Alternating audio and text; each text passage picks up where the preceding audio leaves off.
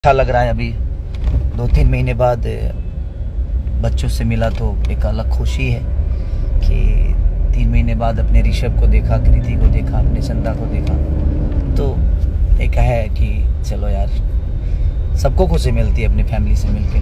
मुझे भी बहुत खुशी मिली कि मम्मी पापा से मिल के आया, फिर यहाँ आया तो अपने बच्चों से मिला, तो मज़ा आ रहा है कि थोड़ा सा फ्रेश दिख रहा हूँ मैं अभी, क्योंकि लगातार जग के काम ही कर रहा था आदमी।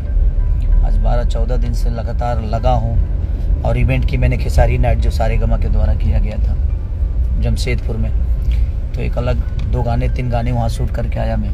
बड़ा प्यारा गाना हुआ है, आप लोगों को मज़ा आएगा देख के। तो लगातार अब बिल्कुल निश्चिंत रहिए। अब हम नहीं सोएंगे, सोए नहीं थे, बस भोजपुरी को बड़ा करने की कोशिश थी एक, कि हम सिनेमा को भी वो अहमियत दें, ताकि सिनेमा और SRK से एक मेरा 100 मिलियन सिनेमा है डोली सजा के रखना, उसके लिए पूरी टीम को तहे दिल से शुक्रिया अदा की।